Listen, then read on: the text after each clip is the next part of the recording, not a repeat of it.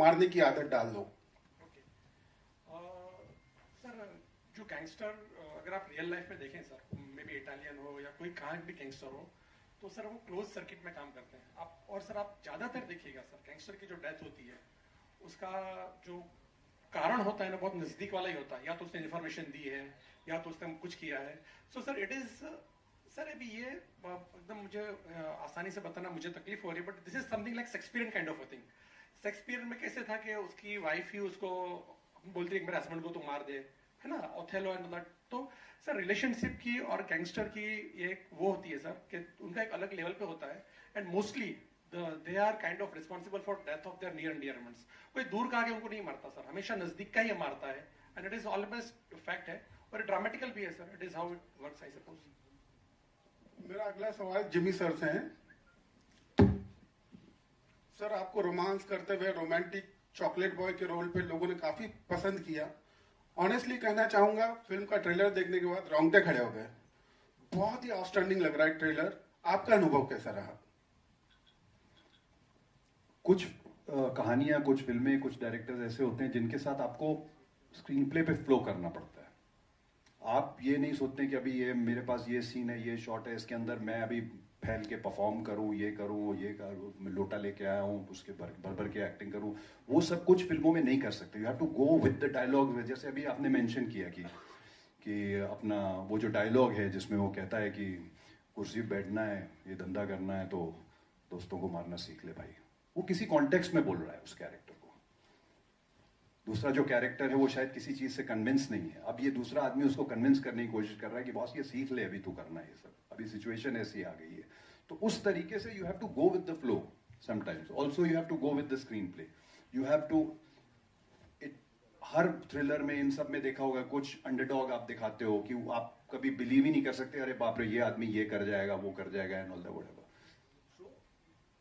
बहुत सारी ऐसी फिल्में, स्पेशली थ्रिलर्स ऐसे होते हैं जिसमें आपको स्क्रीन प्ले के साथ और डायरेक्टर के साथ चल के जाना पड़ता है। Thank you sir, thank you so much. Jimmy sir, this side, front यहाँ देखिए सर। सर प्रभाव फ्रॉम फिल्मिंग यहाँ। सर जानना चाहूँगा कि हमारी सोसाइटी में मतलब हर फील्ड में लोग अचीवर्स हैं, तो फिल्म का मीडियम हो या न्यूज़ मीडियम हो, आज के ज़माने में ज़्यादा ही ग्लोरीफाई किया जा रहा है क्राइम्स और क्रिमिनल्स को। तो थोड़ा लॉजिकल इलॉजिकल लगता है ये चीज़ आपको? इलॉजिकल लगता है बेसिकली, क्योंकि हर कैटेगरी के लोग फिल्म देखते हैं, हर एज के लोग फिल्म देखते हैं।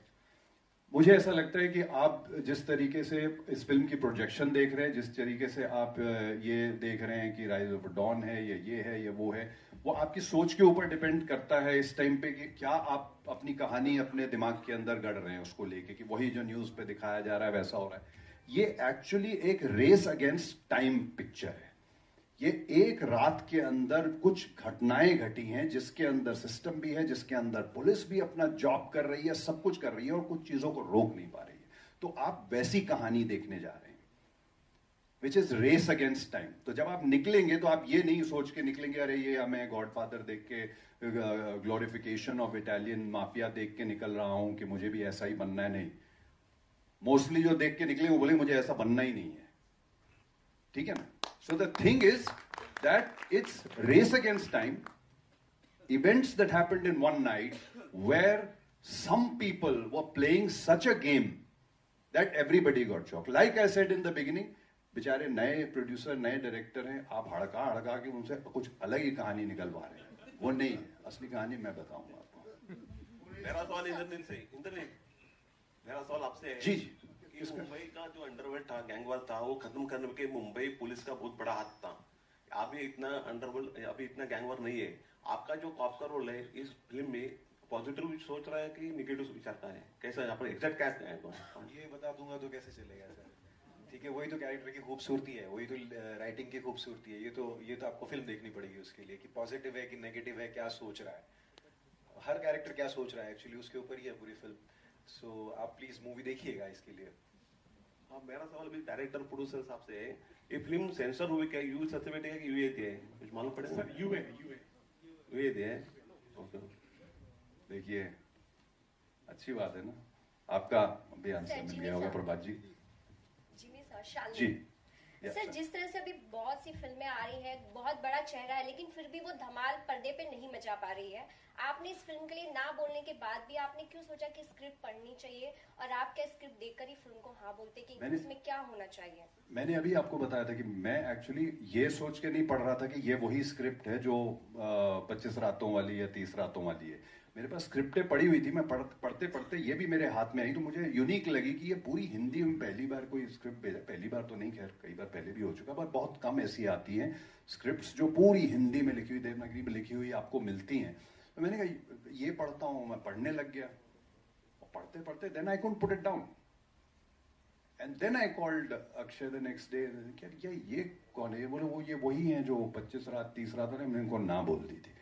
आई सेड बॉस फोन करो उनको, पूछो कहीं किसी और को तो कास्ट नहीं कर लिया है। तो उन्होंने बोला कि नहीं, luckily, and that is how fortunately I ended up, because I don't want to let go of good scripts.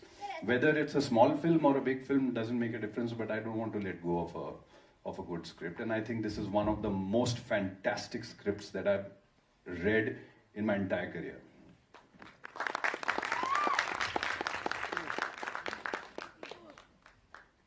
Hello, hi sir. This is Shweta, Bollywood Helpline. My question is Shravan sir.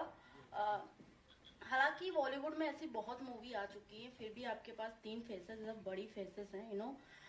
इस movie में हमें ऐसा क्या as a audience देखने को मिलेगा, या फिर चोर पुलिस के ही खेल हमें देखने को मिलेंगे इस मूवी में? और मैम गालिब का एक कोट है ना, अंदाजे बयान, तो इसका अंदाजे बयान अलग है। कहानी आप, there is a theory ma'am कि आप 49 प्लॉट्स के अलावा कोई कहानी लिख ही नहीं सकते हो। There is a theory, English में थियरी, आप कोई भी कहानी लो ना, देयर इज ओनली 49 और 48 permutation combination which is possible. हाँ, लेकिन हर चीज का जो अंदाजे बयान होता है वो अलग होता है। सो इसका अंदाजे बयान अलग है, दैट्स व्हाट आई कैन। या आपको नॉर्मल चोर पुलिस प्रेजेंटेशन, हाँ presentation, what you call presentation, so it's presentation is different, and आपको नॉर्मल चोर पुलिस का वो पैकेज लगेगा ही नहीं, मतलब ऐसा इसमें कुछ है ही नहीं, एक्चुअली कोई पैकेज ही नहीं है। दैट इज जैसे इंद्रनील सर ने कहा ना, that is very honest, every character is honest, so there is no formula. हमने कोई फॉर्मूला नहीं किया कि हीरोइन चाहिए, 2 गाने चाहिए, इतना चाहिए, हमने कुछ वो नहीं कहा कि इंडोर ही होना चाहिए, आउटडोर ही होना चाहिए। हमने ऐसे हेवी डायलॉग्स बाजी भी नहीं लिखी है कि जैसे लिखी जाती थी फिल्मों में। So it is all very true to ground, true to soil, and उसका अंदाजे बयान अलग है, उसका प्रेजेंटेशन अलग है। This is Deepak from live news network. Shravan sir, काफी देर से सुन रहा हूँ जिमी सर से कि नए डायरेक्टर हैं, नए प्रोड्यूसर्स हैं, तो क्या सर ये is it your first film? No sir, मैं 12 साल से काम कर रहा हूँ। I done a film called 706 Divya Dutta Atul कोर्णी के साथ, जो नेटफ्लिक्स में थी। फिर कमाटीपुरा वेब सीरीज हॉटस्टार में मेरी आई है, बट मैं दिखा नहीं ना, बहुत क्या जमीन के अंदर काम करता था। So this is first time I am visible kind of. Actually, every experience was once a beginner. So for Shravan ji, उन्होंने आगे 706 and Kamatipura की, it's a really fantastic movie. I have just completed a web series with KK Menon sir also, Murshid. So it will be coming on Z5. So it is also like a gangster genre. So मैं ये plan कितना पुराना था? ये script लिखने में आपको कितना समय लगा है? सर नहीं, पुराना नहीं था सर। बेसिकली मेरे पास एक प्लॉट था, 1 liner, and I pitch that 1 liner to producer कि मुझे ऐसा कुछ है। तो बेसिकली क्या होता है सर कि whenever you say gangster zone में जाते हो तो you feel a dated kind of a thing ना, ये तो पुराने में होता था। Then but producer told me कि नहीं, आपका जो मुझे फ्रेश लग रहा है, because it is like something like Mahabharat ना, एक जना है और हर एक को इट इज उसका पैकेजिंग कुछ ऐसा है। So I think I wrote in around 3 to 4 months मैंने लिखा। Once he told me yes कि will be able to do it, so around 3-4 महीने में मैंने लिख के आई थिंक फर्स्ट वर्जन को सबमिट किया था। एक और चीज पूछना चाहूंगा, अभी जिमी सर की साइड तो इस फिल्म के पीछे की जान ली, लेकिन आपकी साइड क्या थी? Sir I didn't get you, क्या? जिमी सर ने अभी इस फिल्म के पीछे की एक कहानी बताई कि उन्होंने स्क्रिप्ट को पहले ना बोल दिया, या फिर उसके बाद में पढ़ा तो ऐसी स्टोरी थी, फिर उसके बाद में उन्होंने यस कहा। आपकी साइड क्या है? नहीं सर, मेरे पास सिंपल मेरे पास प्रोड्यूसर थे, उनको मैंने 2 लाइन सुनाई, उन्होंने हाँ बोला, मैंने लिखा और काम करना चालू किया। It is so simple sir, I don't know. Thank you. Hi,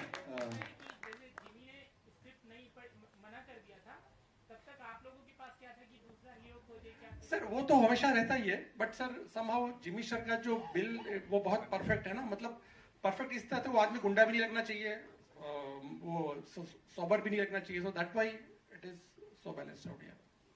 Hello. Yeah, this is Mr. Kirti Kadam from Cinevesta. Yeah. My question is to all the three actors out there. आपका body of work बहुत बढ़िया है और director के साथ कुछ differences of opinion हो गए आपके कुछ सीन्स करने के टाइम? मेरे साथ तो नहीं हुआ बिकॉज सच बोलूं तो कभी कोई ऐसा इशू हुआ नहीं. काफी क्लैरिटी थी श्रवण के दिमाग में. तो जब डायरेक्टर बहुत ज्यादा क्लियर होता है तो एक्टर का काम थोड़ा वहां आसान हो जाता है. एक्टर थोड़ा कंफ्यूज भी होने की कोशिश करता है, डायरेक्टर उसको बोलता है नहीं यार यही करके दो. तो और सब कुछ इतना सटीक लिखा हुआ था बिकॉज काफी एडिटिंग का भी खेल है इसमें. तो जितना शूट करना था उतना ही शूट किया, जिस एंगल में शूट करना था उतना ही किया. तो कुछ कभी ऐसा तकरार या कुछ ऐसी डिफरेंसेस हुए नहीं, मेरे नहीं हुए. बाकी मुझे कुछ कहना है. जब मैं फर्स्ट डे शूट कर रहा था, फर्स्ट डे हम लोगों ने शायद क्रोमा पे शूट किया था. सो फर्स्ट डे शूट करके गया, फिर नेक्स्ट शूट मेरा काफी दिनों बाद था. तो श्रवण जी ने मुझे कॉल किया, बोला कि नेक्स्ट शूट अब तक है और फर्स्ट डे का शूट है ना, हम लोग रीशूट करेंगे. तो मुझे नहीं लगता कोई भी किसी भी एक्टर को पसंद होता है ये सुनना कि रीशूट करना है. और वो भी इसलिए क्योंकि श्रवण जी ने कहा कि आपने बहुत सटल किया है. इस फिल्म का जो लैंग्वेज है ना, उसमें इतनी सटलिटी शायद बैठेगी नहीं, तो हम फिर से रीशूट करेंगे. तो मुझे मतलब I didn't like the fact that मेरे को फिर से रीशूट करना पड़ेगा बिकॉज ऑफ माय परफॉर्मेंस. लेकिन उसके बाद फिर हम लोगों ने जब फिर से शूट करना शुरू किया तब श्रवण जी ने बोला कि नहीं एक्चुअली इट इज वर्किंग. मैंने सबको साथ में लगा के देखा तो there is a variation in your character बाकी लोगों से, so it's working, so will stick to that. मुझे अच्छा लगा. तो ये हुआ था. इनिशियली ऐसा लग रहा था कि maybe I haven't got it right, सुर ठीक से नहीं लगा. लेकिन बाद में उनको लगा कि चलो ठीक है, इट विल वर्क. सो ये हुआ था मेरे साथ. नहीं, मैंने आपको बताया, मैंने स्क्रिप्ट पढ़ी हुई थी. मैं सवाल जवाब पे ज़्यादा करता नहीं हूँ. एक बार स्क्रिप्ट में पता लग जाए आपको कि ये आदमी ये जानता है कि ये क्या काम कर रहा है और ये कहानी जितनी आगे पीछे जा रही है वो सिर्फ उसी को पता होगा कि कौन से शॉट पे. तो हर शॉट से पहले रेफरेंस लेना पड़ता है कि इससे पहले ये चीज़ हम रिवील कर चुके हैं, नहीं करी है, तो फिर दैट मीन्स अभी हमको ये डायलॉग इस हिसाब से बोलना चाहिए. तो वो सारी चीज़ों का जो है वो एवरी डे ख्याल रखना, हर सीन में ख्याल रखना, वो उसके लिए इन्हीं के ऊपर रिलाई कर सकता था आदमी और कुछ नहीं कर सकते थे.